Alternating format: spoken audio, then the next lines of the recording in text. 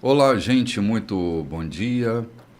Hoje, domingo 21 de janeiro, e estamos celebrando com muita alegria o primeiro café do ano de 2024.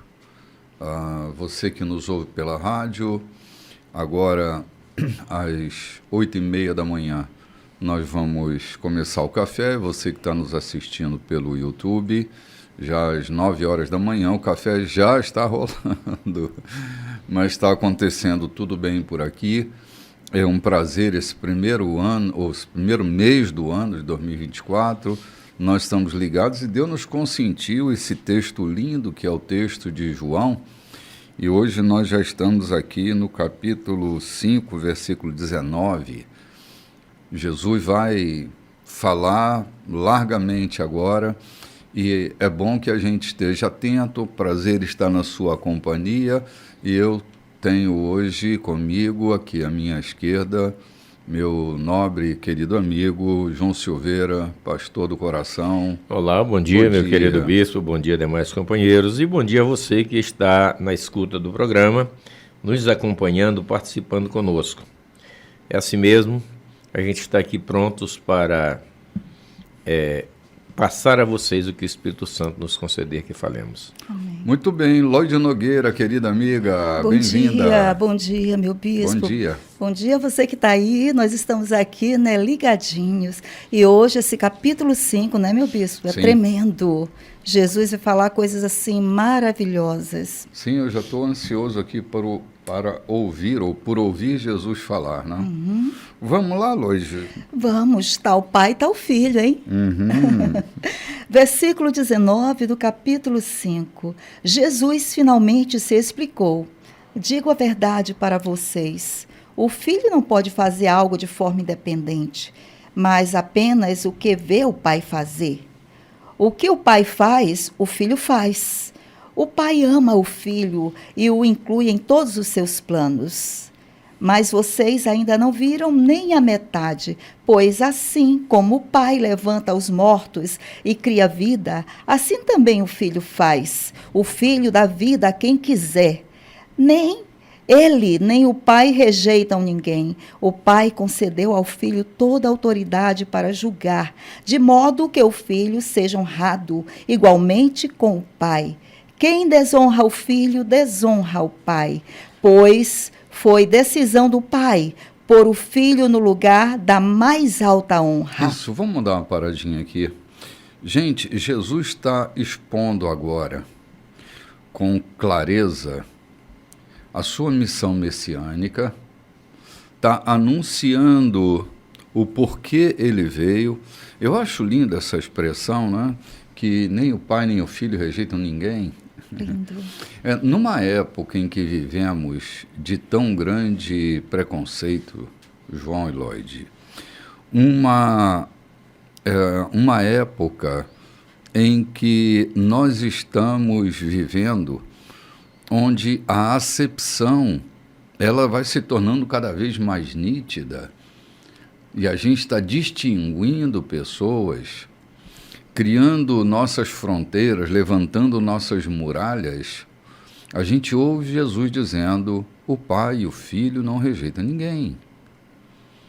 Jesus ainda não foi aos gentios, ainda não abriu essa porta, os apóstolos ainda não se manifestaram, e ele está dizendo: o pai e o filho não rejeitam ninguém.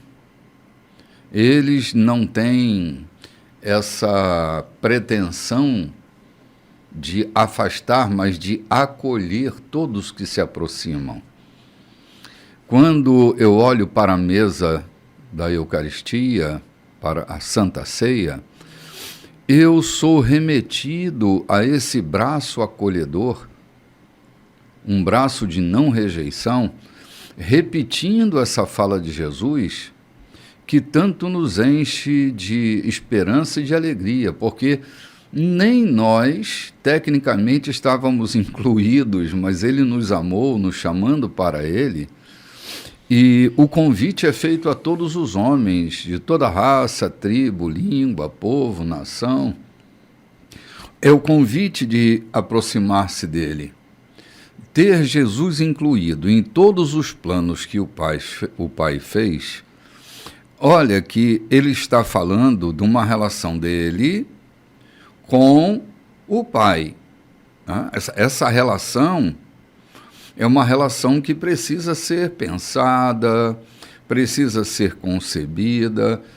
Quando ele diz, eu só faço aquilo que eu vejo meu Pai fazer, isso é um critério de êxito na jornada dele, que pode ser sucesso e êxito na nossa jornada também. Ver o que é que Deus está fazendo pode nos dar vantagens em muitas questões da vida. A questão é que a gente não vê o Pai fazer, nem vê o Pai fazer coisa nenhuma, e a gente vai tateando no escuro. Mas seguir a Jesus, ninguém vai tatear no escuro quando segue a Jesus.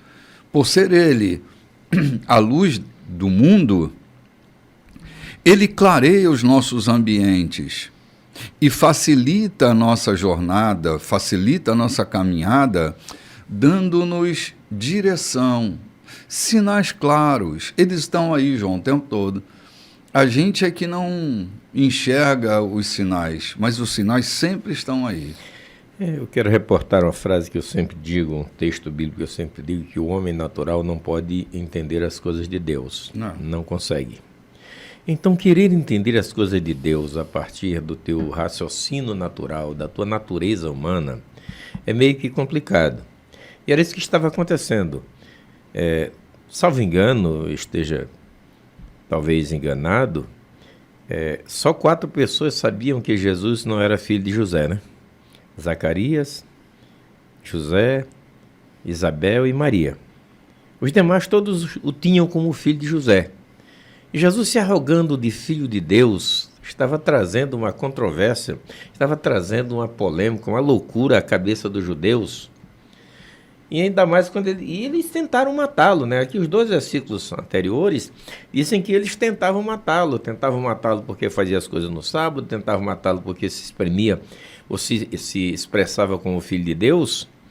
Então, João capta essa coisa linda que nenhum dos outros escritores capta essa intimidade, nenhum deles relata. Eles relatam fatos históricos, mas só João relata essa expressão de Jesus sobre ele e o Pai, sobre ser filho de Deus, sobre fazer aquilo que o Pai lhe enviou para fazer, sobre cumprir a sua missão determinada por Deus.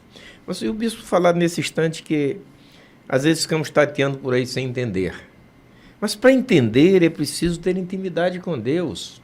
Mesmo Jesus sendo filho de Deus, tendo vindo dos céus, mas assumindo a sua natureza humana, ele começa orando, passando 40 dias orando, jejuando e orando, buscando ter uma relação, mesmo homem, uma relação íntima com Deus.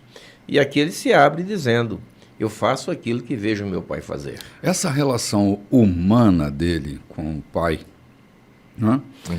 Não é que Jesus, né, não fosse Deus, mas ele está na natureza humana. E ele trata do Pai como natureza humana e a divindade.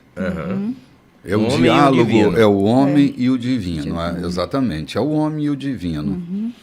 Então, ele não é menor do que Deus, pois ele é Deus, mas nesta natureza, ele é o humano referindo-se ao divino.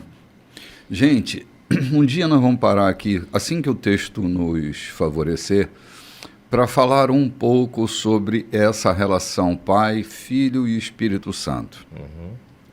Nós cristãos, nós não somos triteístas.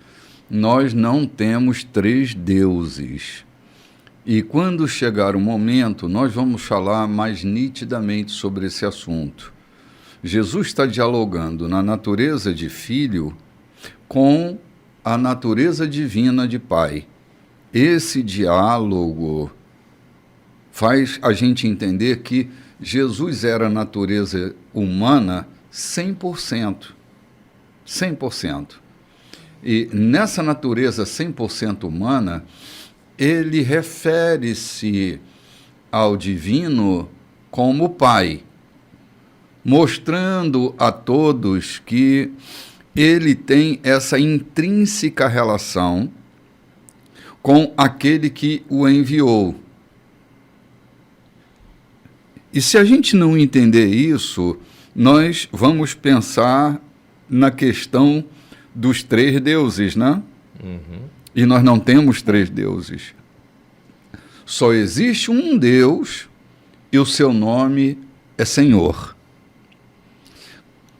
Vou deixar aqui em suspense, mas já vou deixar um suspense assim, coisa em andamento, né? Nós vamos nos sentar já para falar sobre esse assunto, né?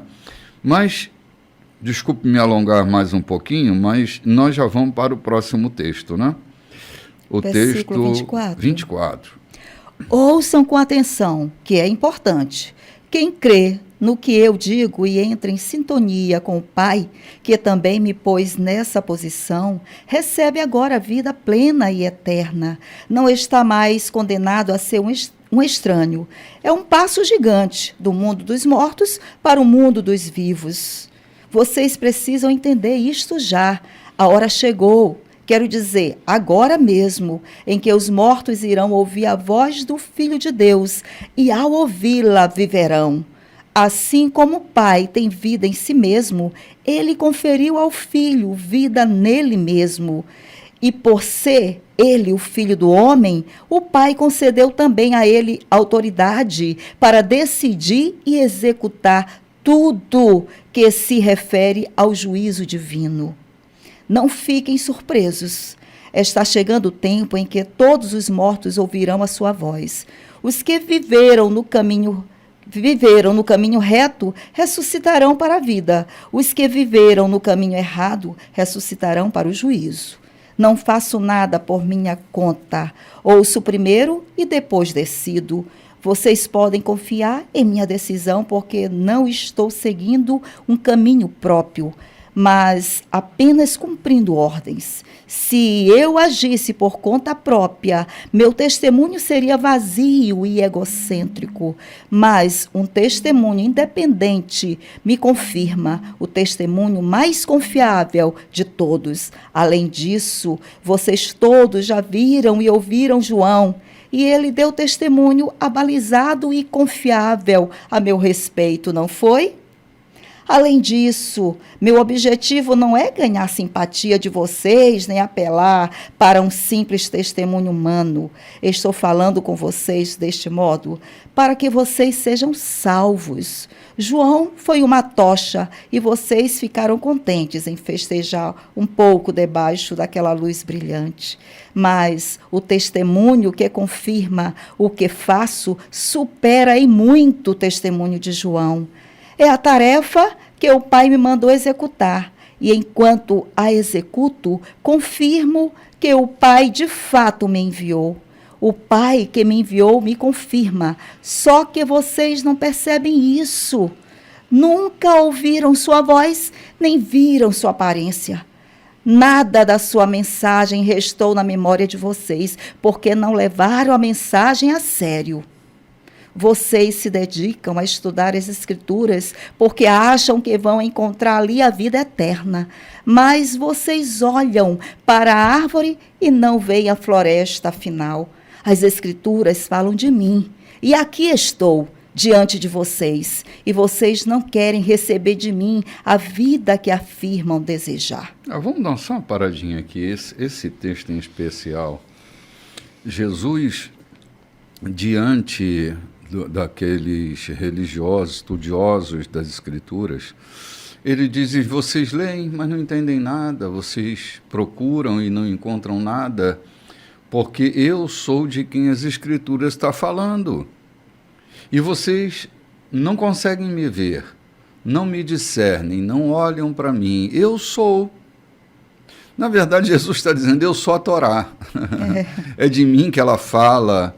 Eu sou a palavra viva, é de mim que ela está falando, e vocês não me discernem, não me percorrem, não me enxergam, não me veem. Como podem entender as Escrituras? Jesus, ele nos dá a dica de como ler as Escrituras, João. É ler as Escrituras por ele. Aí me faz lembrar daquele encontro de Filipe com o eunuco. Sim.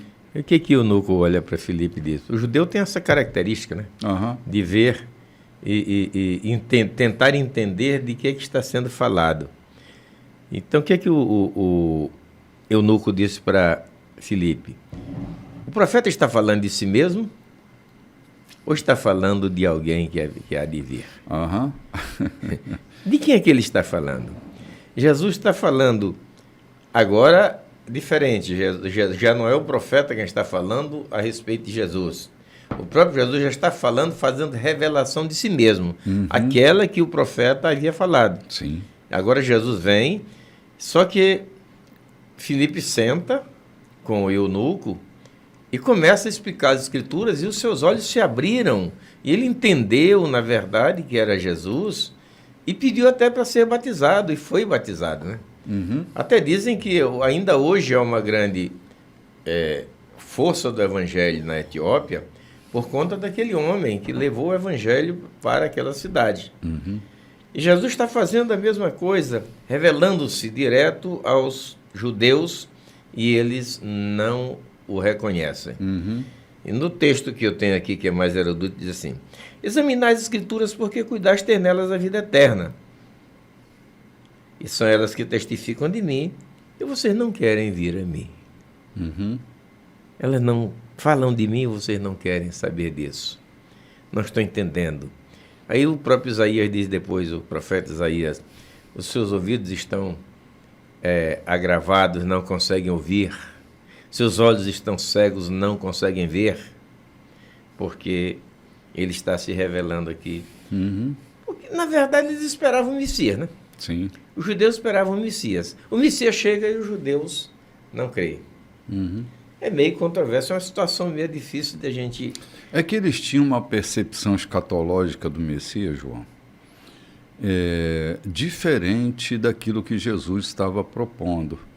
Jesus está propondo um reino que não é deste mundo. Está propondo uma vida intensa, mas nunca se opõe ao governo romano.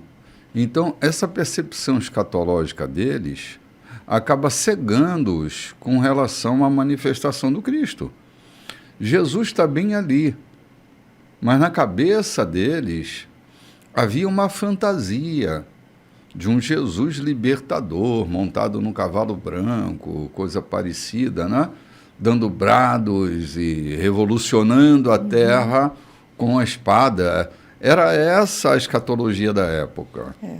Me permita uma exceção, me faz lembrar do sítio descrito por Olavo Bilac, né?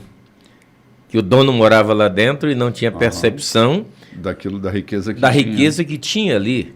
Uhum. Então, mesmo morando lá, usufruindo, não percebia. Uhum. Foi preciso que alguém abrisse os olhos, fazendo um belo texto, discernindo para que ele perceba o paraíso em que vivia. Uhum. Jesus está falando e eles não estão percebendo de que eles estão diante do Messias, porque a sua percepção de um Messias era do seu ponto de vista e não do ponto de vista de Deus. Uhum. Muitas vezes isso acontece conosco. Nós queremos que Deus responda alguma coisa que nós precisamos, mas queremos que Ele responda ao nosso modo e não do modo dEle. Uhum. E quando o nosso modo muitas vezes nos traz grandes prejuízos, nos traz dores, nos traz sofrimento. Por exemplo, aquele camarada que quer casar e quer encontrar uma mulher bonita, par de olhos azuis, aquela escultura, aquela beleza. Mas tudo o que ele quer é uma visão apenas periférica. Ele não percebe que ele não vai viver, que não são aqueles olhos que vão sentar na mesa com ele para comer. Quem vai dialogar, quem vai criar filho, não são um par de olhos azuis. Mas, na verdade, é uma criatura que há lá no interior. Então, muitas vezes nós não recebemos ou não nos apercebemos que Deus está resolvendo ao seu modo, enquanto nós queremos que seja ao nosso modo. Os discípulos estão com a percepção de um Jesus que não era aquele que se apresentava diante deles. O Pai me enviou, né? E me confirma, só que vocês não percebem isso, né, pastor João? Exatamente. Não percebem, nunca ouviram a sua voz e nunca viram a sua aparência. Vocês não percebem. Né? Sim. É que as nossas fantasias, Lloyd, na sua enorme maioria, não permite que a gente veja a realidade. Há pessoas que nascem, vivem e morrem alimentando fantasias. Jesus está trazendo eles para a realidade, esse é um discurso de realidade, né? Na verdade é um choque de realidade. E ainda assim, mesmo depois do discurso dele, vai continuar com essa visão opaca, né? Estou lembrando aqui que na vida comum, pessoas que correm atrás de riqueza, tem tanta coisa já amelhada, tem tanta coisa já acumulada e continua correndo atrás como se fosse pobre, porque não se apercebe que aquilo que ele tem é o suficiente para viver comodamente. Isso na vida comum, no dia a dia. Porque a sua visão não sabe avaliar o que está dentro já do seu bojo, daquilo que já está dentro do seu depósito. Era isso que estava acontecendo. Jesus, diante dos judeus, e eles não se apercebendo, não sabiam avaliar, porque a sua natureza era inteiramente, não era simplesmente humana, mas egoística, muito ensimesmado. Ou seja, pensavam da sua maneira de ser e não queriam abrir. Jesus está tentando dizer para ele, o Pai está fazendo isso, vocês estão vendo. Mas não, tu não pode curar no sábado, porque a nossa lei não permite que você cure no sábado. Ou seja, o modo de pensar, de nós agirmos muitas vezes com o nosso ensimesmamento, querendo que seja do nosso mesmo, do modo que nós queremos, nos impede de percebermos que em volta de nós já está tudo resolvido. Sim. É ele presente, é ele ali. Assim, não é de igual modo, mas você se lembra quando Jesus vem andando sobre as águas? Que também não o reconhecem? Andam com ele 3 anos inteiros, não o reconhecem andando sobre as águas. Né? Caminho de Emaús. O caminho de Emaús é outro. Então, assim... Acalmando uma tempestade. Sim. Quem é esse? Quem é esse? Então, assim, a nossa fantasia, ela é muito perigosa porque ela nos cega com relação à realidade. Às vezes o melhor está ali, mas a fantasia nos arrasta para outros caminhos que não o melhor caminho. Então, Jesus está dando uma lição para nós, para o próprio bem viver, não é? Então, assim, não vamos deixar que os nossos pré-conceitos impeçam a gente de ver aquilo que Deus está fazendo, não é? Paulo, que eu não sei qual das cartas, ele diz, despindo-vos. Despindo-vos de toda a vossa vaidade, de todo o vosso modo, a vossa vã maneira de viver, para que entendais qual é, na verdade, o propósito de Deus nas vossas vidas. E muitas vezes nós não entendemos, eu repito, não entendemos porque queremos viver com o nosso modo, aquilo que disse, uma das piores tragédias na vida do ser humano é querer seguir o Evangelho, viver o Evangelho baseado na sua natureza humana, na sua compreensão humana, ensimesmada, muitas vezes arcaica, mas quer entender um Cristo, quer entender o Evangelho, quer viver o Evangelho baseado no seu conceito humano. Será uma tragédia imensa para quem decide viver assim. Sim, João, a chave é despamo-nos dos nossos preconceitos, dos nossos penduricalhos que tanto ofuscam a nossa visão, né? Retiremos os véus para vermos as coisas com a clareza que elas têm. Senão, nós vamos repetir a mesma história dos fariseus, não discernindo Jesus, não percebendo que ele está ali, não percebendo que é ele quem está falando, é ele quem está mostrando, né? Então, que nossas fantasias, elas se tornem cada vez mais dissolvidas e nós pendamos mais para aquilo que é real. porque é aqui que a gente consegue enxergar a realidade das coisas, que Deus está dizendo, falando, mostrando, revelando, né? Pé no chão. Pé no chão sem tanta fantasia. Nós vamos tomar um cafezinho e voltamos já já. Olá, gente. Hoje, dia 21 de janeiro, estamos no segundo bloco da nossa programação, falando sobre essas palavras lindas de Jesus, revelando-se com toda clareza para aqueles que estão ali ao seu redor. Não escondendo nada, não camuflando nada, mas revelando-se em profundidade. Vocês ficam aí lendo e pesquisando as Escrituras atrás de vida eterna. Eu sou de quem as Escrituras falam e vocês não estão me discernindo, não estão olhando para mim como podem ver qualquer coisa. É isso, gente, esse olhar que a gente precisa ter sobre as Escrituras.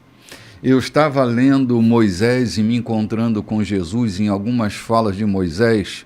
Eu digo, é isso, é encontrar Jesus aqui, é encontrar Jesus nos lábios dos profetas, é encontrar Jesus no trânsito ali dos livros poéticos, é encontrar Jesus, é ver a vida por suas lentes, por seu olhar.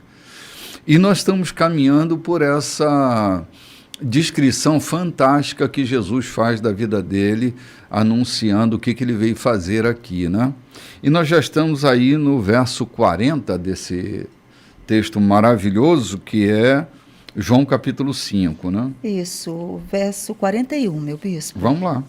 Não estou interessado na aprovação da maioria. Sabem por quê? Porque conheço vocês e as multidões. Sei que o amor, especialmente o amor de Deus, não está na agenda de vocês. Meu Deus. Apresentei-me com a autoridade do meu pai. Ah, não, Lodi, espera aqui.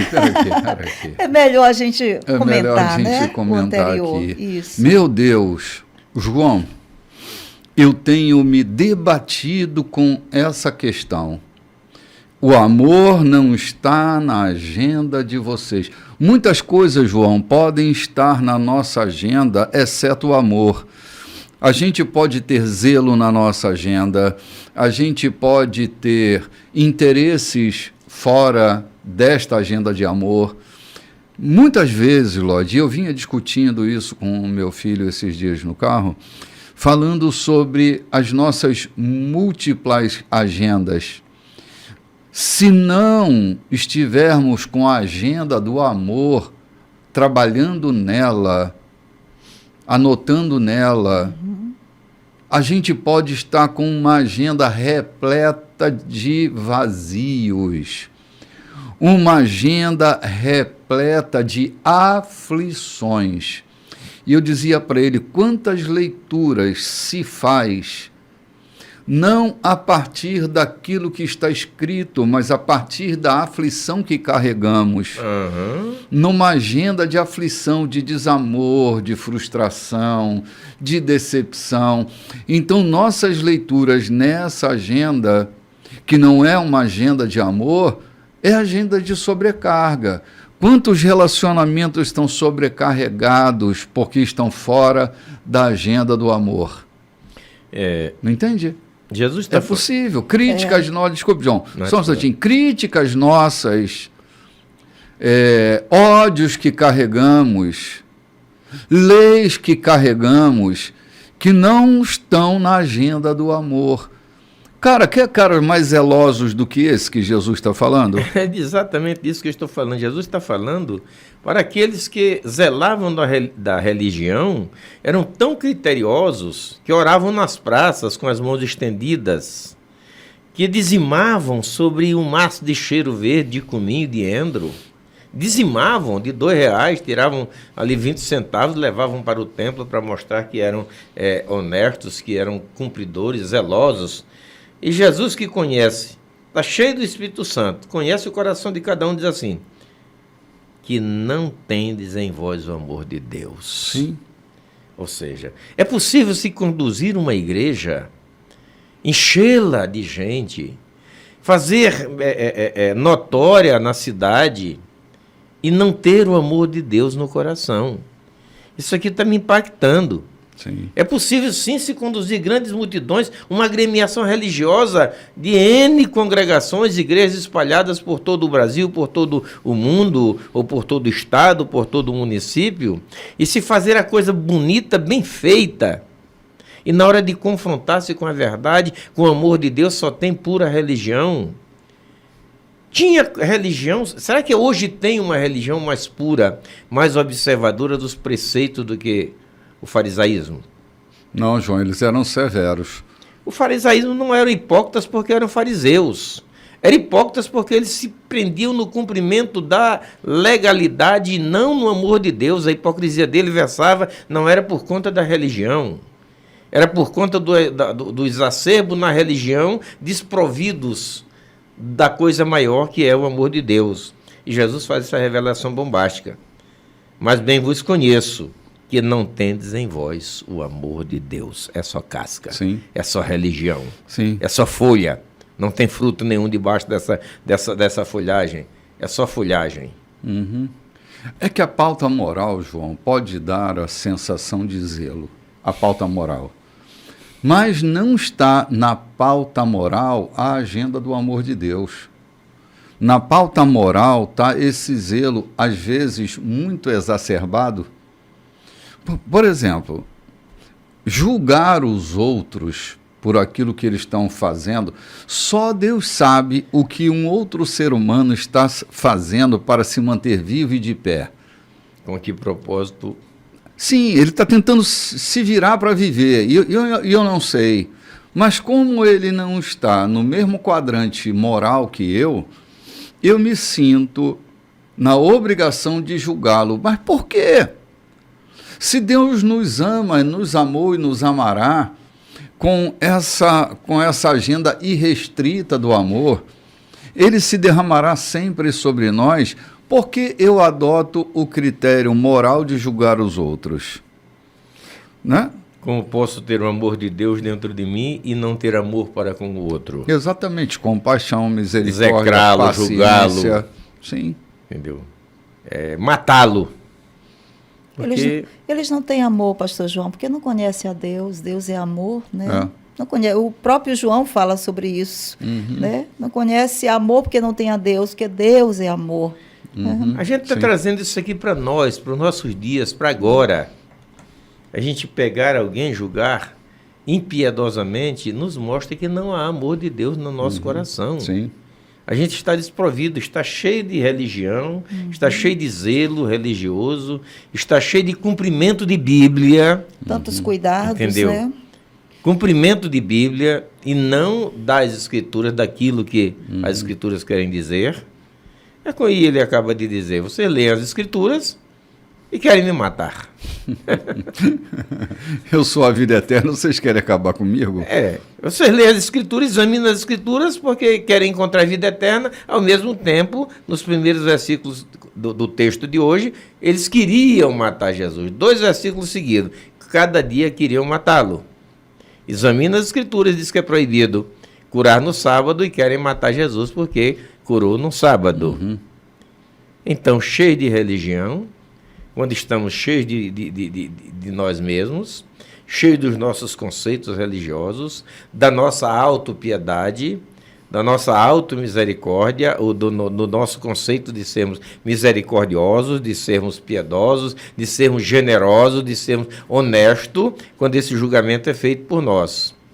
E nos sentimos assim, é um sinal de que o amor de Deus não está em nosso coração, está apenas no nosso próprio. Cara, que palavra forte é essa de Jesus, né? Jesus é tão enfático, né? Quando ele fala aqui, ele é muito enfático, muito...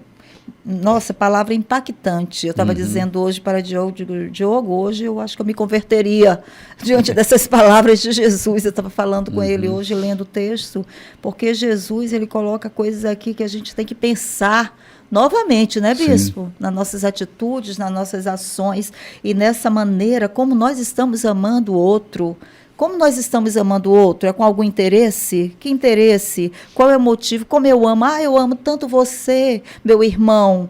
Que amor é esse? Esse amor que julga, esse amor que me joga fora, esse amor que exclui, esse amor que... difama, calunia. Justamente interesseiro, esse amor que eu não caibo em algum lugar, né, mas caibo em outro, né? São amores, né? Amores, mas o amor de Deus não. E é tão fácil a gente perceber quando não há esse amor de Deus. As pessoas acham que não se percebe. Percebemos sim.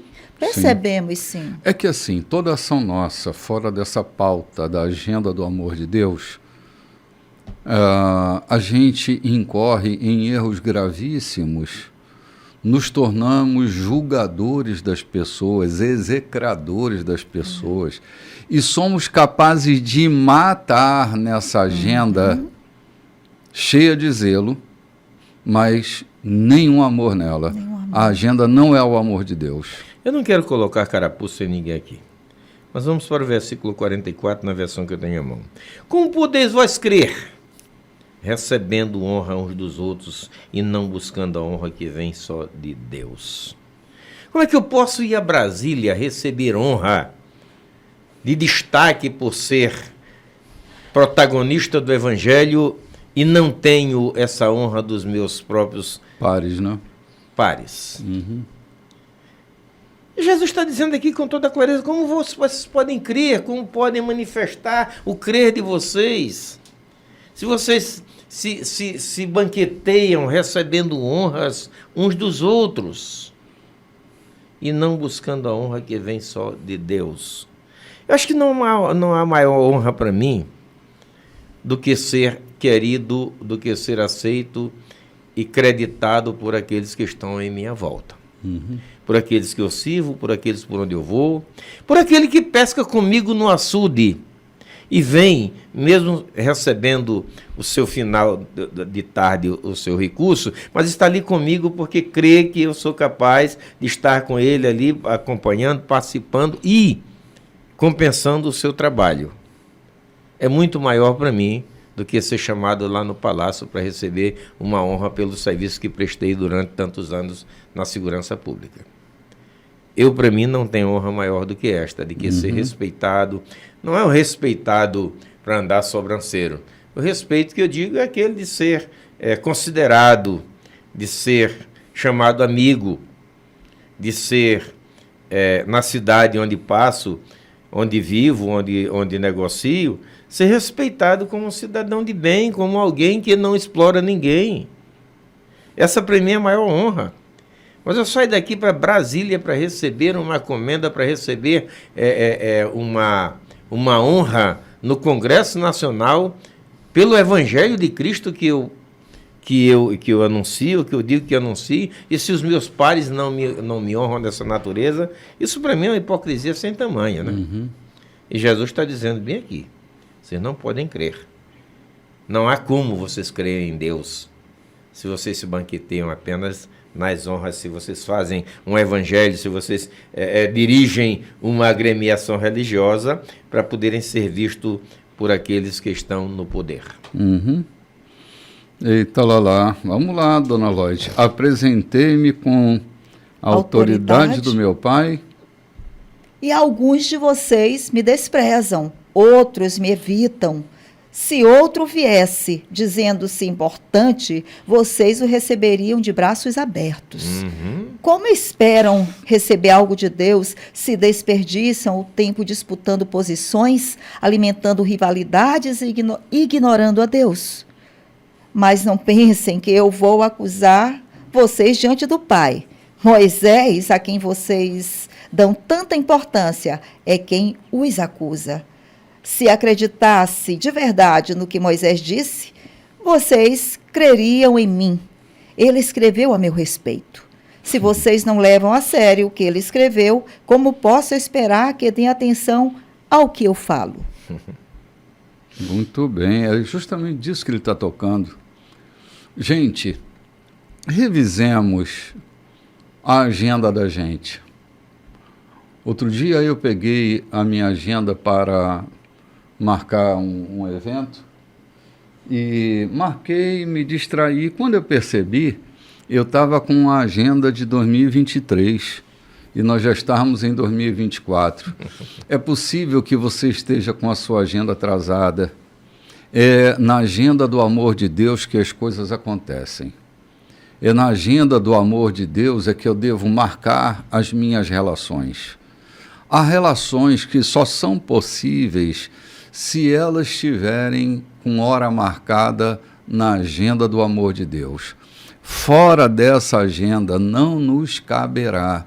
A gente vai estar com sentimentos atrasados, com pensamentos atrasados, de anos que se passaram, e nós já estamos numa agenda nova, um ano novo começando na vida da gente. Não? Isso não cabe ou não implica na religiosidade, nem na posição honorífica que temos. Isso cabe na relação comum com os demais. Isso cabe, essa nossa agenda cabe. Não é preciso que demonstremos. Antes disso, eu vou fazer uma oração aqui para que Deus se manifeste. Não, Deus se manifesta em mim, como eu tenho dito. O meu celular tem que estar carregado de bateria e de crédito. A minha vida cristã está carregada, deve estar abastecida o tempo todo da minha relação com Deus, da presença do Espírito Santo na minha vida, Amém. Sem que para isso eu manifeste uma relação religiosa para que outro possa crer naquilo que eu vou dizer. Uhum. Não é necessário isso. Sim. A minha vida... Gente, Eliseu passava. Eliseu só passava ali em Sunã. Lembram disso? E aquele casal de homens abastados, ou aquele casal, uma mulher e um homem abastados, percebiam passar aquele homem. Um dia conversando, a gente percebe que aquele é um homem de Deus. Ele só passava, ele não fazia nada. Ele só passava. Não era sua capa, não era nada. Era a presença de Deus que era vista naquele homem. Vejo que esse homem é um homem de Deus. Vamos fazer para ele aqui uma pousada para que ele pouse com a gente. Não por interesse dele nos abençoar, mas apenas aliviar a sua caminhada. Quantas pessoas estão fatigadas laboreando no Evangelho e a gente não tem aliviado a sua caminhada? É preciso que façamos isso. É preciso que façamos isso. Há tantas pessoas passando tanta dificuldade na sua caminhada e a gente não chega com o ombro de baixo. Mas eu estou falando exatamente da presença de Deus na vida de alguém que é percebida.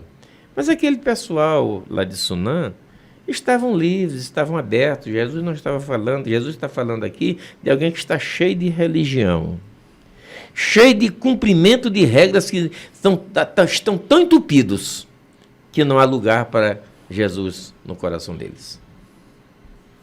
Às vezes estamos tão entupidos do nosso eu, do nosso conceito, da nossa arrogância, da nossa prepotência, da nossa vaidade, até mesmo religiosa e ministerial, que não há lugar para Cristo ministrar na igreja. Porque o nosso conhecimento teológico, o nosso conhecimento bíblico, a nossa disposição de fazer, a nossa energia está tão intensa que não há lugar para Jesus. E ele diz assim, vocês não creem. Vocês estão só querendo se banquetear, só não tem como crer. Não tem. Agora nós vamos dar um salto para um dos textos mais conhecidos da atividade de Jesus, né? Quando ele está ali alimentando 5.000 homens, né? Capítulo 6, Capítulo né, meu bispo? 6, já vamos para lá.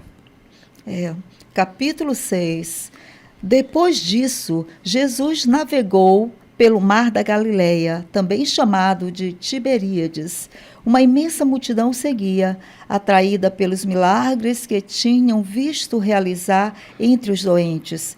Quando chegou ao outro lado, ele subiu a uma colina e sentou-se, cercado por seus discípulos.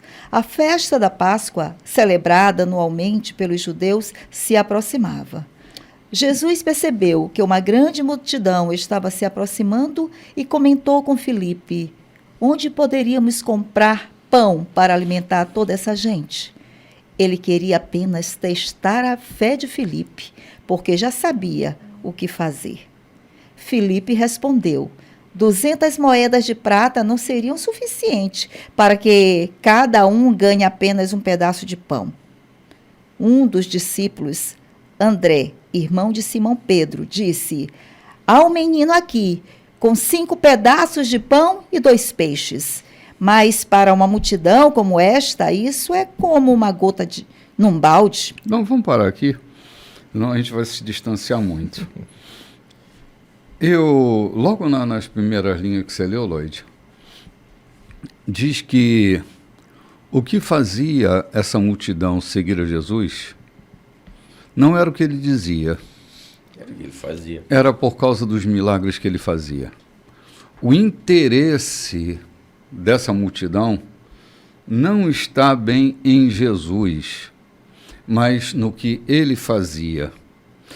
Eu tenho pensado essa relação humana e às vezes me bate uma sensação, como deve bater em vocês também, de que as pessoas que andam conosco não é por causa de nós, mas por causa daquilo que fazemos.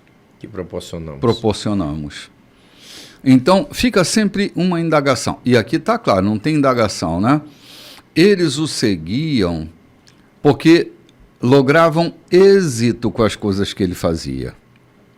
Então, está claro de que nem sempre as pessoas que andam conosco... Porque, assim, vocês não acham que tem diferença? Eu amo você e eu amo estar com você. Uhum. Eu gosto de você e eu gosto de estar com você. É diferente. Numa eu apareço, na outra o que eu favoreço aparece.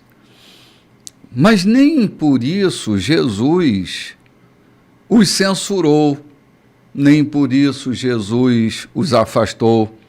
Mas ele sabia que eles estavam acompanhando-no por causa das coisas que ele fazia. Então, assim, não fique tão triste quando você perceber que as pessoas gostam de estar com você, mas não gostam de você. Que as pessoas amam estar com você, amam as coisas que você fornece, mas necessariamente não ame você, porque a vida é assim mesmo. É desse jeito. Por outro lado, também não se envaideça quando as pessoas querem estar com você, você achando que está sendo alguma coisa para aquela pessoa, e que quando você cair em derrocada, você vai ficar sozinho, né? Ah, sim, João. Vai ficar sozinho. Sim. Então, há muita gente se envaidecendo por aquilo que é. As pessoas querem estar ali, ou há muita gente no poder e achando que tem poder, mas ele só está sendo visto pelo poder que ele exerce e não por aquilo que ele é.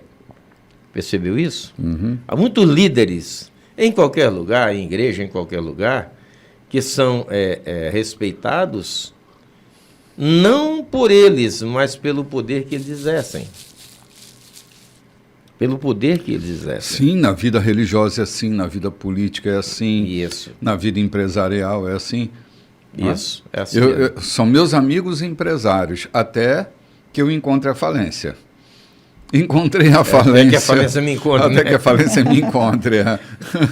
Ou ela me encontra, eu vou encontrá-la, João, porque muitos estão falindo porque estão indo na direção dela, né? Estão indo na direção dela, exatamente. Então, assim, é preciso colocar a cabeça no lugar e não trancar a vida por causa de alguma decepção, de algum desencantamento. Eu me encontrei com N pessoas que gostavam do que eu oferecia. Não gostava de mim, não gostava do que eu podia fornecer. Naquele momento era importante para ela, porque ela era beneficiada, né? Eu estou falando das pessoas, né? Eram beneficiadas. Então... E grande multidão o seguia porque via os sinais que ele operava. Sim, exatamente isso. Exatamente isso que vai acontecendo. E isso, Jesus agora está com um dia. Não, desculpa. Também, meu bispo, isso também me lembra. Hoje a gente vê tantas igrejas cheias, né? Cheias. E muitas vezes a gente vai observar o que está acontecendo. E muitas vezes as pessoas dizem, é porque ali cura, é porque ali realiza tal coisas. É justamente isso, atraída pelo milagre, atraída, né, pelo movimento que esse lugar está proporcionando nesse momento. Não porque realmente ali estão querendo Jesus, né, adorando a Jesus, mas pelo movimento, pelo favorecimento que aquele lugar, que aquela igreja está gerando, que aquele nome, aquele pastor, né, aquele ministério nesse momento está despontando e oferecendo. Então isso me lembra muito isso aqui, Sim, né? Verdade. Mas que a cabeça da gente fique erguida, porque lá vem pão para multiplicar aí já, né? A gente vai ali tomar um cafezinho e voltamos já. Olá, gente! Nós já estamos aqui no bloco 3 da nossa programação, hoje dia 21 de janeiro, tomando esse café maravilhoso na presença de muitos amigos, de comunhão, de muita conversação.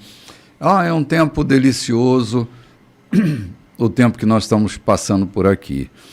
Mas, dando curso ao texto que nós estamos desfrutando dele, que é João capítulo 6, a gente se depara com a arguição lá de André, de que nem tanto dinheiro poderia comprar pão, não tinha padaria suficiente para fornecer trigo suficiente para fazer o pão. E aqui nós paramos, não é? Para refletir sobre aqueles que acompanhavam Jesus por causa dos milagres que ele fazia. Então, agora nós estamos diante desse quadro de 5.000 pessoas sem terem o que comer, sem terem fornecimento suficiente. Eis aqui uma grande questão para ser resolvida, né? Geograficamente, para entender aqui isso aqui rápido, para a gente entender por que eles estavam sem ter o que comer. Jesus atravessa de barco o mar de Tiberíades, mas a multidão veio de pés. E ali é caminho de um dia, do ponto de onde Jesus estava para onde ele foi parar, é caminho de um dia. E eram 5 horas da tarde, caminharam o dia todo para alcançar Jesus. Descobriram que ele ia parar ali e caminharam um dia todo, não pararam para comer em lugar nenhum. E aí foi que Jesus olha e os discípulos percebem também. É tanto que no outro texto, um outro evangelista narra dizendo que um discípulo chegou para Jesus e disse: Jesus, despede essa multidão porque eles já caminharam o dia todo, já é 5 horas da tarde e não tem o que comer, não temos como alimentá-lo. Se não despedir agora, eles vão morrer de fome pelo caminho. E aí o teu ministério vai entrar em descrédito porque você está trazendo gente para matar por aqui. Esse complemento é meu, né? Uhum. Você está trazendo gente que pode morrer pelo caminho. Vai descredibilizar aquilo que tu estás fazendo. Esse é um outro evangelista que escreve. Mas entende-se que pode ter sido isso mesmo. E aí eram 5 horas da tarde, uma multidão que caminha o dia todo de pé, isso é rodeando o mar da Galileia. A fome era iminente. E aí é a hora da gente ver as maravilhas de Deus através de Jesus, né? Uhum. Muito bem, vamos lá, Lloyd. Aqui no versículo 10, né? Uhum. Jesus disse: façam o povo se assentar. A grama verde formava um belo tapete natural e eles se acomodaram ali, cerca de 5.000 pessoas. Então Jesus tomou o pão e, tendo dado graças, mandou que fosse distribuído. Em seguida, fez o mesmo com os peixes. Todos comeram à vontade. Depois que o povo comeu até se fartar, ele disse aos discípulos: ajuntem as sobras, para que nada seja desperdiçado. Eles obedeceram e encheram 12 cestos grandes, com as sobras dos 5 pedaços de pão. Ok, vamos parar aqui um instantinho. Toda vez que eu leio esse texto, seja narrado porque o escritor tenha escrito, eu paro para pensar na dica que Jesus está dando quando se tem um problema grande demais para se resolver.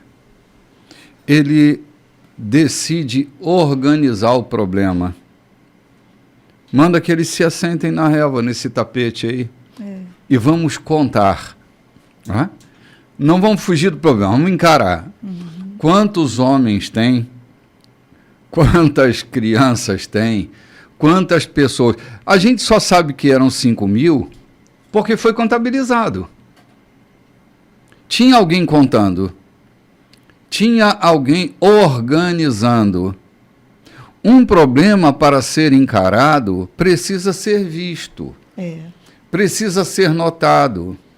Não tem como resolver um problema sem contabilizá-lo, sem colocá-lo de maneira clara e nítida para se saber o que se vai fazer. Quando Jesus parte o pão, ele já sabe, tem 5.000 pessoas. Isso não quer dizer que ele partiu em 5.000 pedacinhos, né? Mas os discípulos precisavam se acostumar a lidar com problemas. Na verdade, a grande lição é para os discípulos, consequentemente para nós. A grande lição é: tem um problema, organize-se. Veja tudo que você tem, quais são as possibilidades. Veja quais são as medidas a serem tomadas. Saiba tudo sobre o que está acontecendo para você fazer a escolha mais assertiva. Então, contabilizar, organizar, mensurar é o que se precisa fazer quando se tem um problema. Não adianta colocar a mão nos cabelos e puxá-los ou encontrar um caminho de fuga, porque fugindo a gente nunca resolve nada, João. Tem que ficar, permanecer, organizar e resolver. Ou tentar resolver aleatoriamente não faz sentido, porque você pode resolver um problema e criar um outro muito maior. Quando eu tento resolver um problema de forma aleatória, eu posso resolver o problema e criar um muito maior. E Jesus aqui não está para criar problema, ele está criando ou ensinando, como você acaba de falar, ordenando, criando, gerando ordem, ensinando os discípulos como na sua caminhada mais adiante eles precisavam fazer isso. Lembra, no dia de Pentecostes, eles estavam todos ali, mas Pedro se levanta, balbúrdia nenhuma. Pedro se levanta e faz o pronunciamento. Quem era Pedro? Era o mais velho deles, era o mais experiente nesse assunto. Era o que tinha o dom da palavra, então não era um outro qualquer que se levantou. Eles partem da premissa de que Jesus o ensina a ordenar a coisa para que não gere bagunça. E Jesus, muito bem dito, Jesus faz isso aqui de forma, manda que se assentem e depois vão servindo. Basicamente começaram a servir as crianças, né? Estavam com fome, haviam crianças ali. Mas eu queria puxar um pouquinho mais para trás e lembrar aqui da crença, do cuidado, do esmero de André. André foi aquele discípulo que se encontra com Jesus debaixo da figueira, que se encontra com Jesus, Jesus fala a ele e tal, e ele entra de tal forma no ministério, e de repente, enquanto Filipe está dizendo que não tem padaria aberta, não tem restaurante, não tem onde comprar comida, ele vem com a história dos pães e peixes. André está buscando solução no próprio local. Muitas vezes a solução está ali. Lembra que eu estava falando da questão lá de Itães? Era um lugar paupérrimo, um lugar que a miséria andava por ali à solta, e de repente o recurso estava ali. Eu lembro que na partilha de uma pequena propriedade, um dos herdeiros disse: gente, arranja um pedaço de terra seca para fulano e tal, que ele ficou só no charco. Esse charco hoje produz mais de 300 toneladas de peixe por safra. Era um charco que não servia para nada, a não ser para jacaré andar por ali, capivara e etc. Hoje gerou uma piscicultura tão farta que rende mais de 300 toneladas. Ou seja, o recurso estava ali.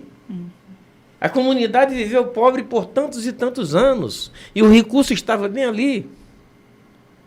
Hoje é uma piscicultura mais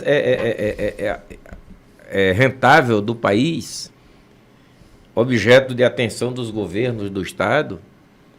Investem, vão lá, pegam como modelo para outras comunidades, mas o recurso estava ali. É que eu estou vendo aqui em André, buscando recurso dentro do próprio local.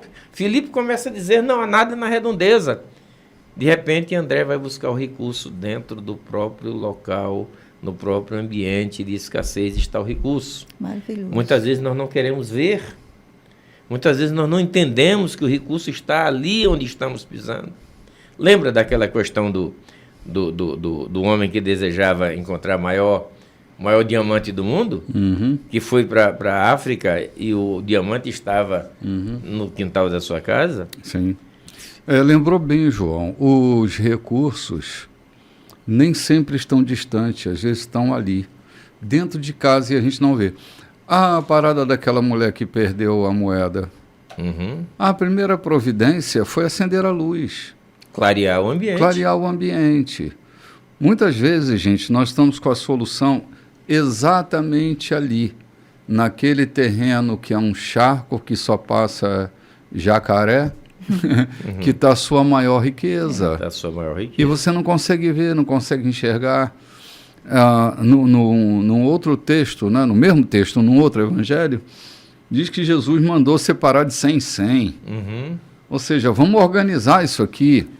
Quer resolver um problema? Organize-se, mensure o que vai precisar ser feito, porque pode ser que os 5 pães e os 2 peixes estejam ali, bem na tua mão. Entende? O recurso está ali e você não vê. Dizem que os Estados Unidos, hoje é a potência que é, porque ele começou com alguns deportados, né?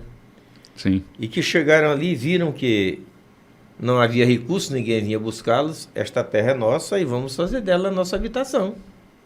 Hoje é a potência que é os Estados Unidos, mas começou com essa expressão. Ei, gente, aqui ninguém vem nos buscar nem nos assistir. Vamos fazer desta terra a nossa habitação e começar a trabalhar ali e produzir, e hoje é a grande potência do mundo, né? Uhum. O A recurso potência está econômica está ali. O recurso está dentro muitas vezes está dentro de nós.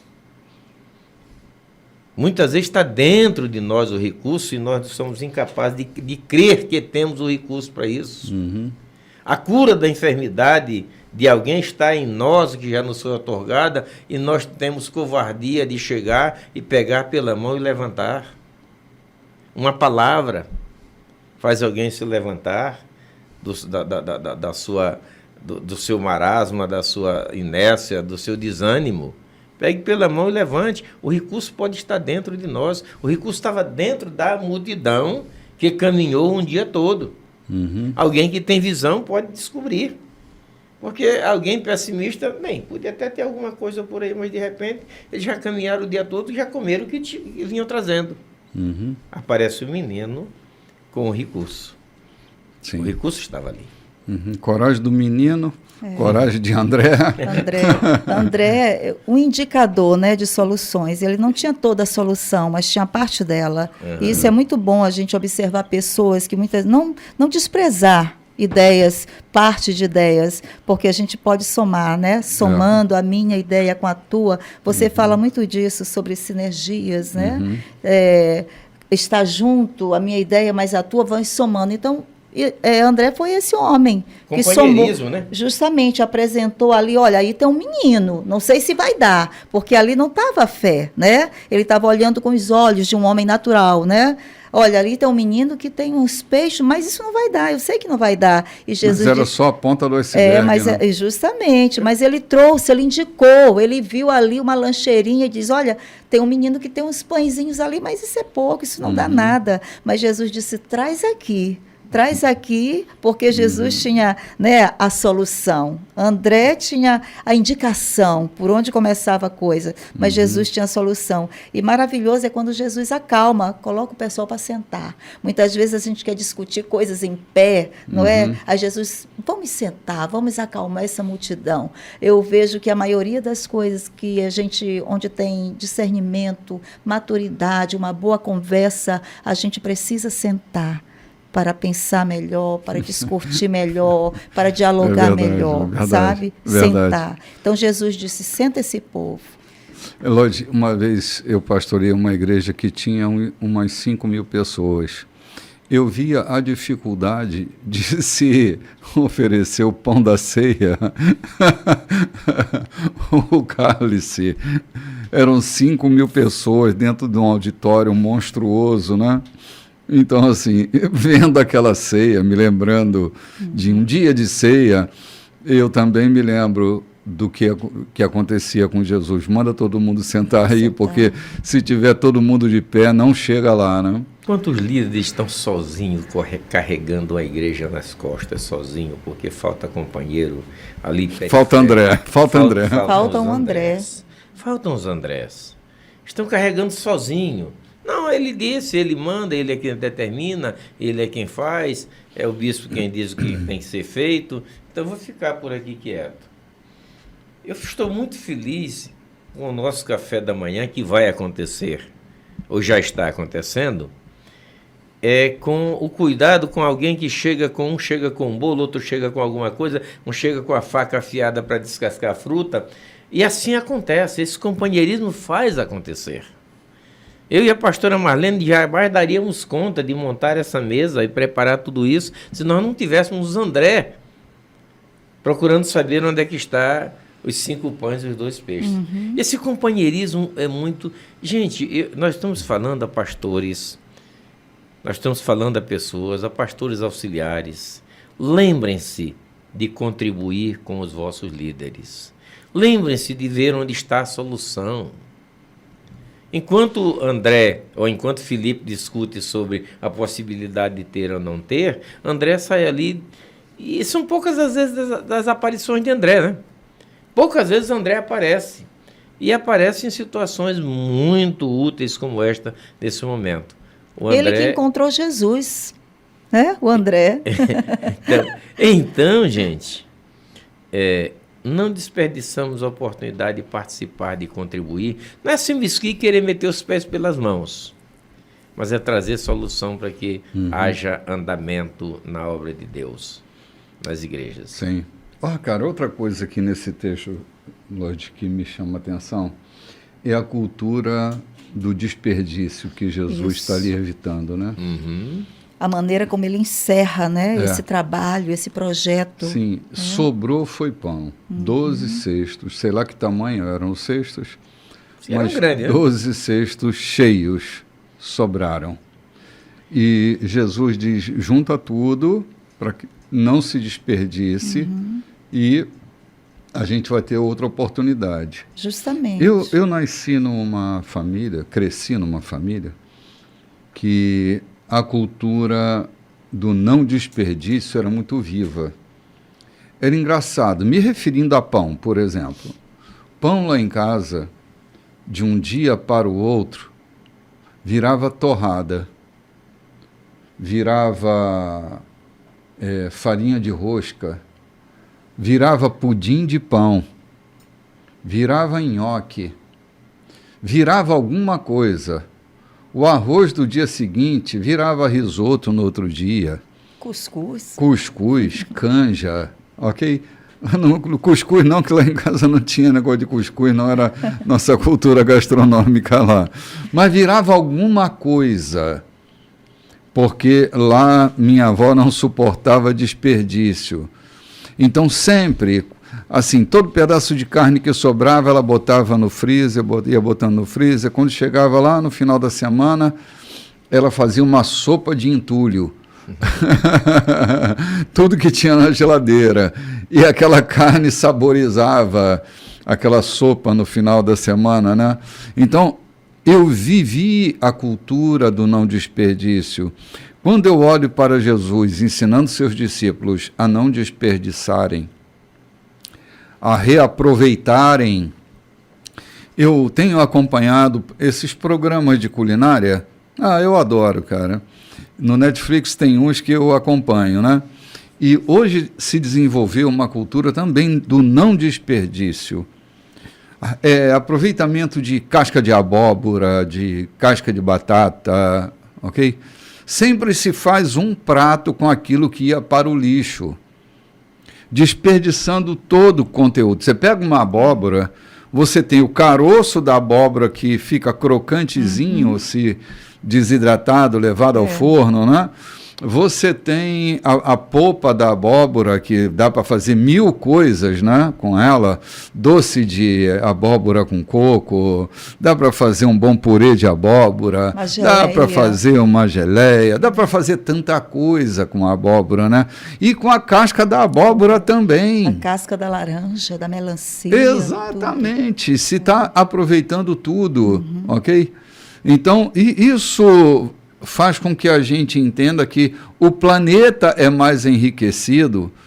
Olha, a quantidade de lixo que a gente bota para os lixões, que compromete o destino do solo, é tão grande, e poderíamos reduzir tantas toneladas diariamente com a cultura do não desperdício.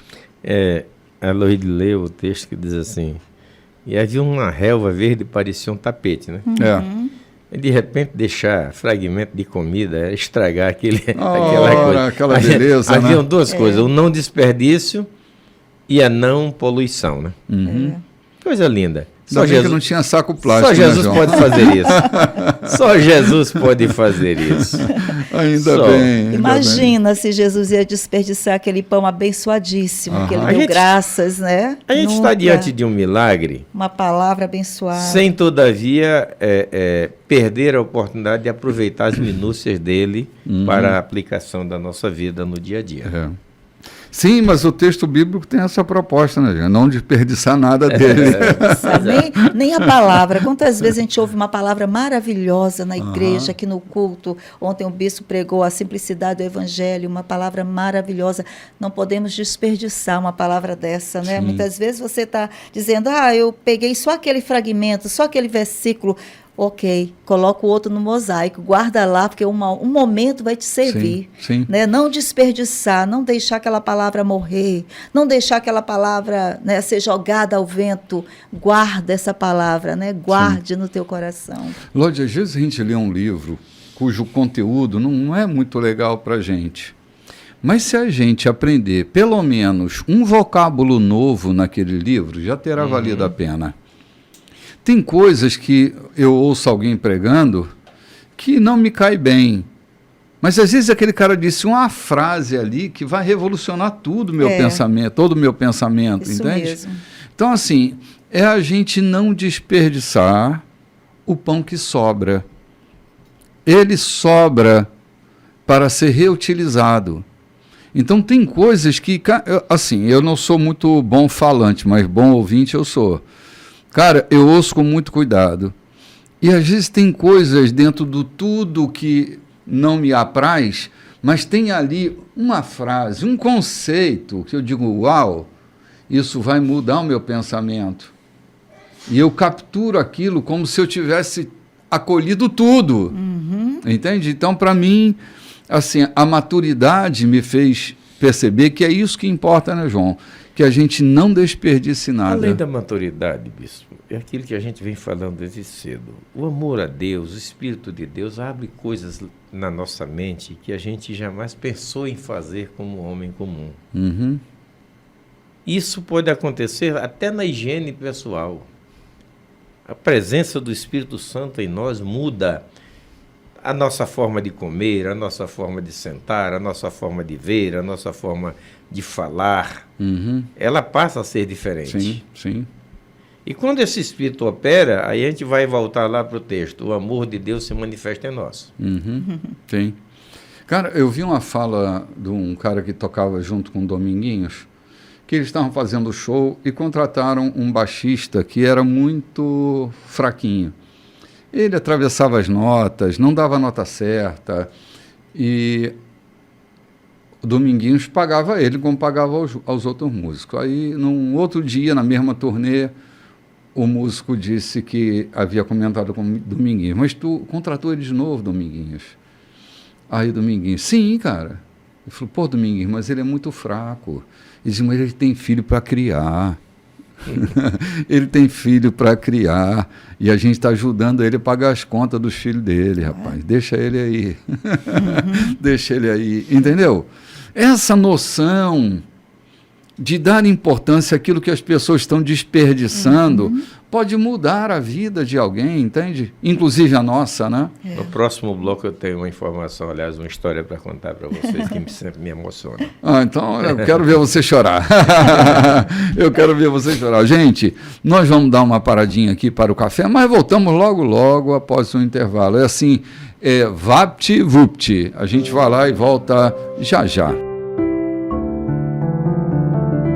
Olá, gente, estamos de volta.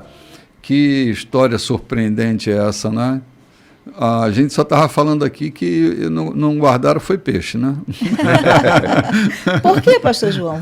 Talvez porque estraga com mais facilidade. Eles tinham mais caminhada, estavam no deserto, não havia como preservá-la. Só tinham dois, né, João? Né? E eram só dois também, talvez tenham sido comido mais rápido. Né? Fez um sanduíchezinho ali, abriu o pão ali, de peixe. Na verdade, o pão lá, sabe o que é o pão sírio, né? Ele é duas capas. Abriu, sim, colocou o peixinho dentro. Pronto.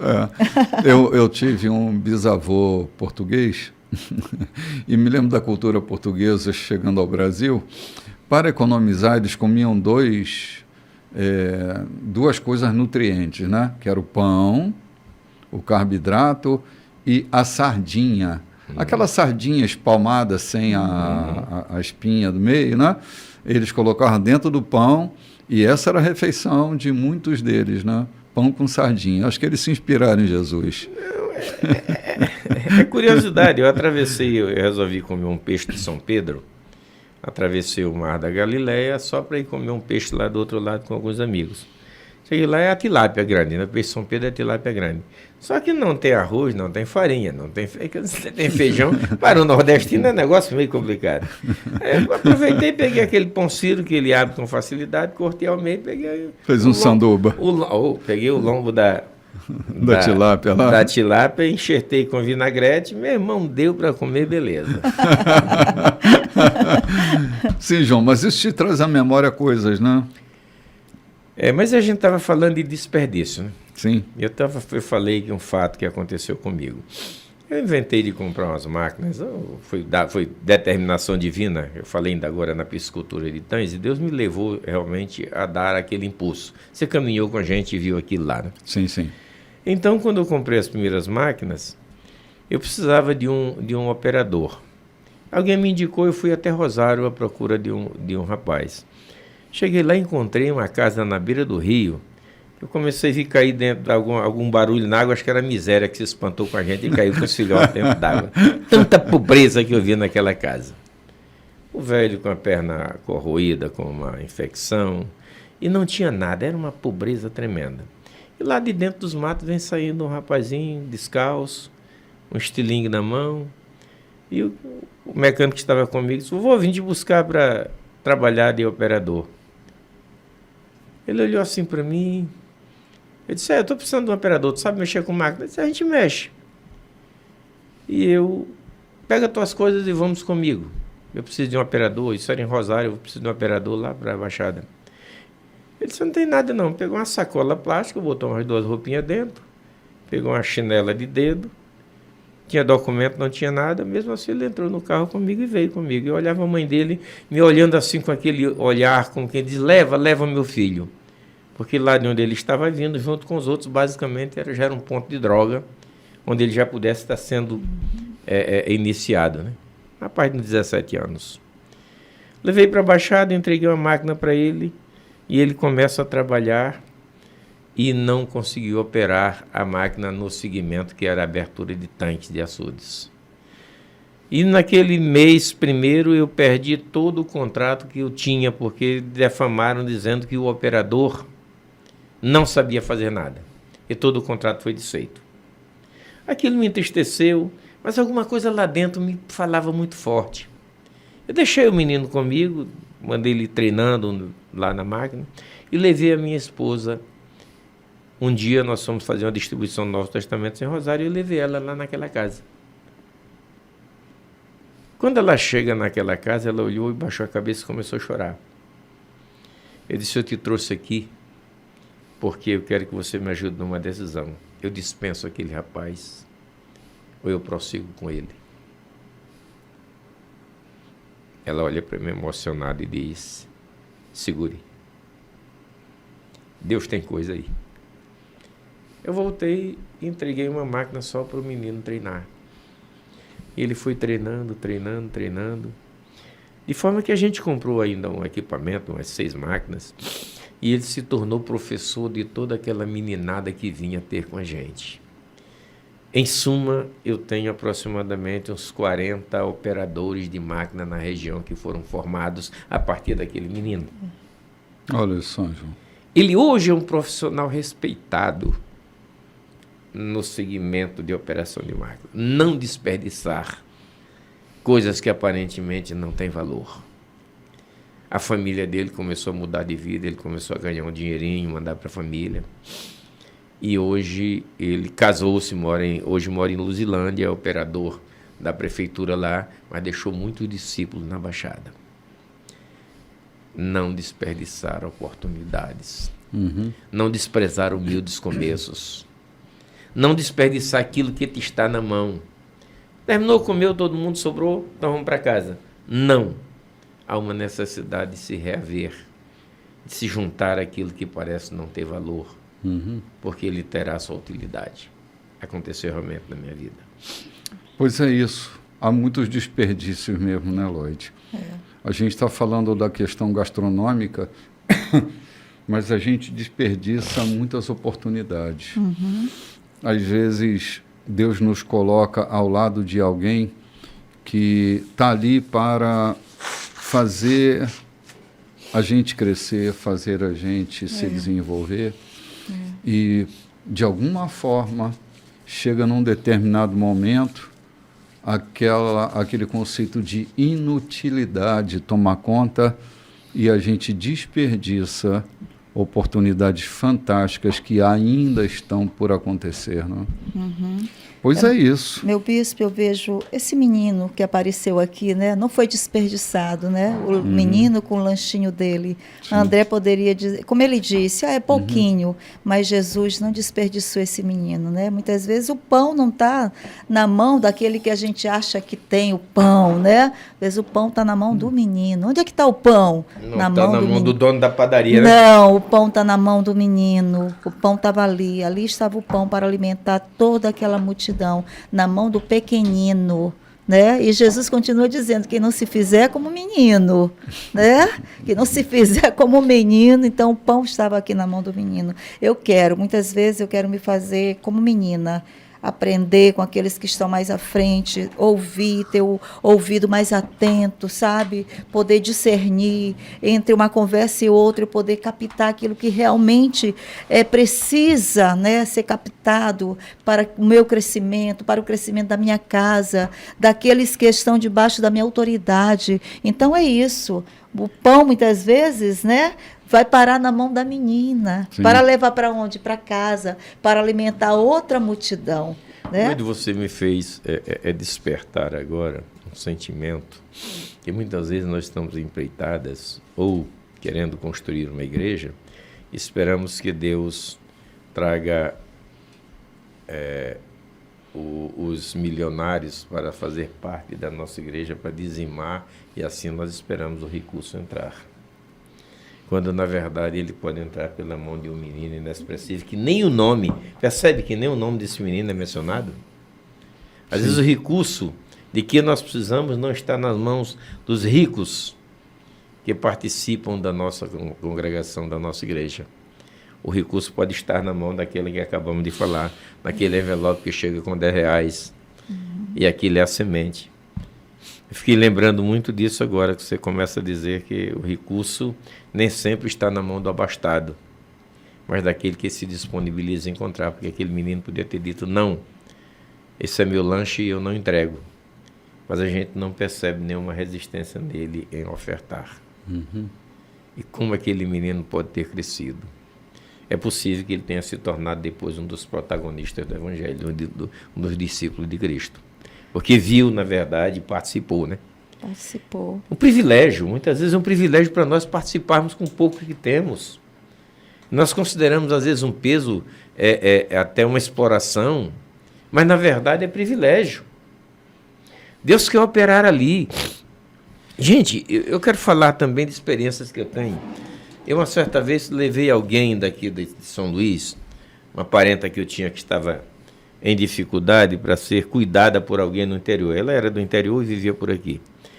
E eu procurei várias pessoas que eu julgava poder cuidar dela para que eu pegasse o salário dessa senhora aposentada, que era minha parenta, e mais alguma coisa, e colocar ali para cuidar dela.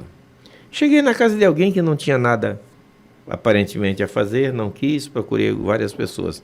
De repente, sento na casa de uma outra pessoa e começo a conversar. Ela disse, traz que eu cuido. Quanto você quer? Quanto você faz isso para mim? Eu disse, eu não quero cuidar por salário, eu quero cuidar porque eu quero cuidar.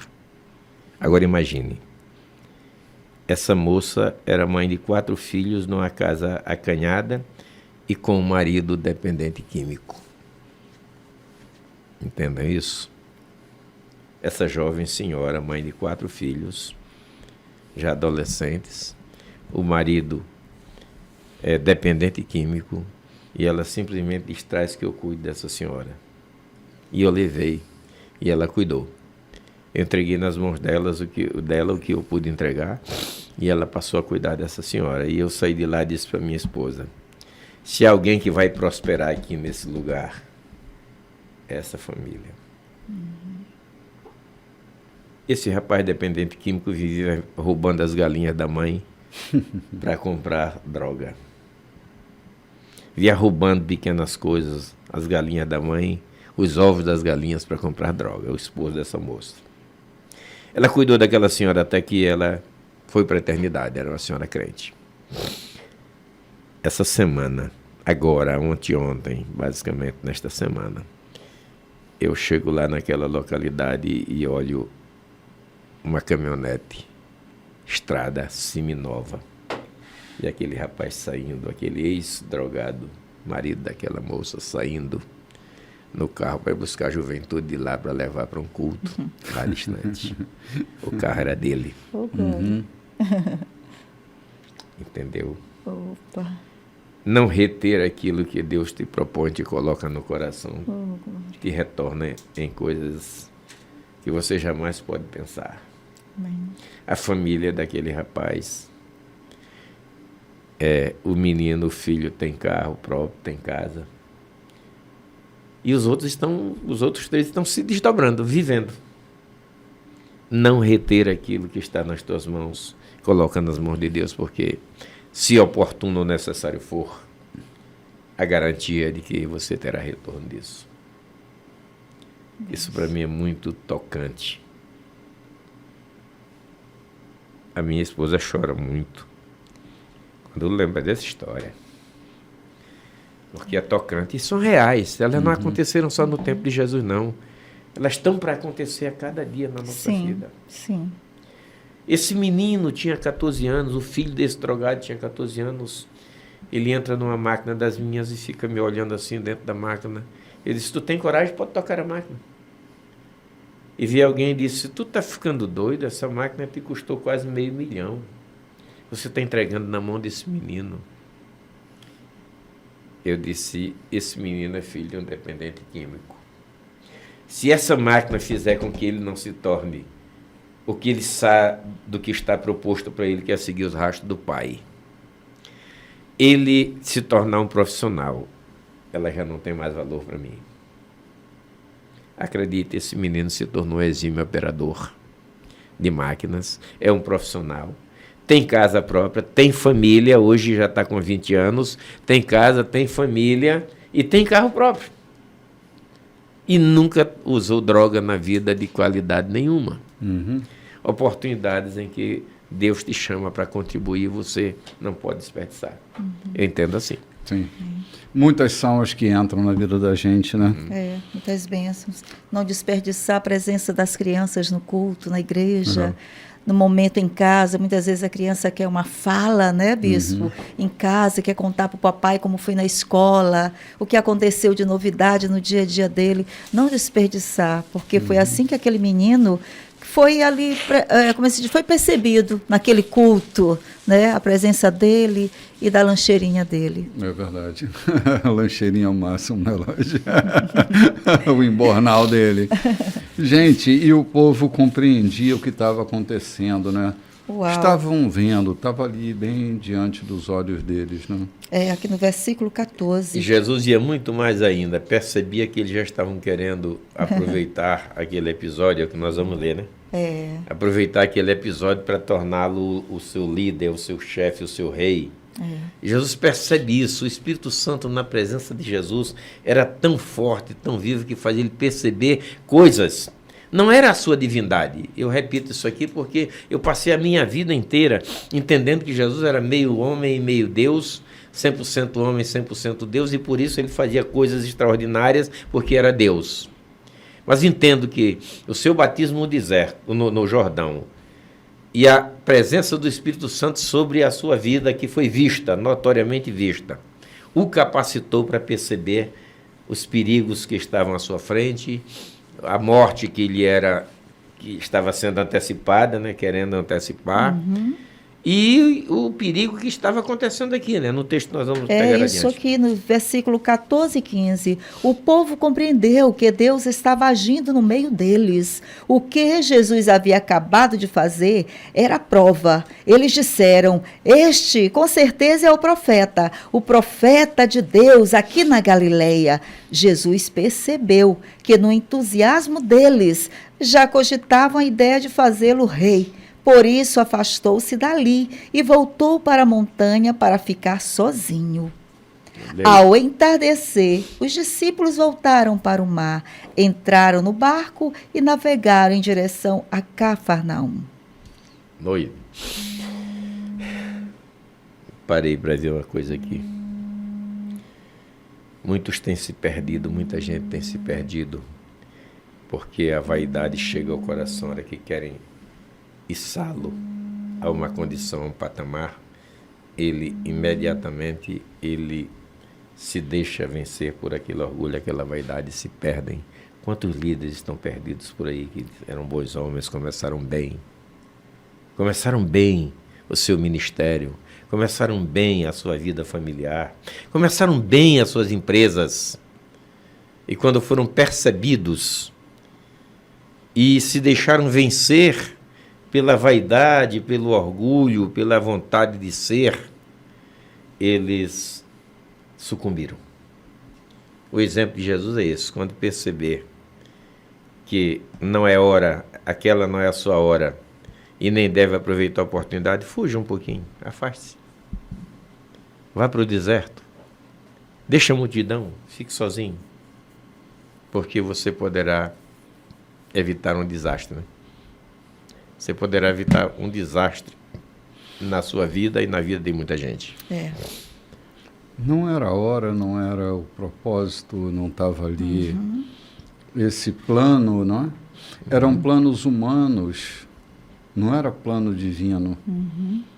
Jesus se afasta para as bandas do mar, porque sabia que essa cogitação ia precipitar tantas coisas, que ainda tinha tanta terra para percorrer. Jesus não era o rei da Galileia, ele era o rei dos reis. Acho que por isso até não sobe a cabeça dele esse frisson de se tornar rei, né? Porque ele estava claro que ele nasce para ser rei dos reis e não rei da Galileia. Meu reino é eterno, não é desse mundo, né? Então, assim, é possível que o entusiasmo das pessoas leve-nas a pensar coisas sobre nós muito além. E é sempre assim, cara. As pessoas pensam coisas sobre nós que vai muito além e outras que vai muito aquém também, né? Muito aquém. Elas nunca têm uma visão muito real de nós.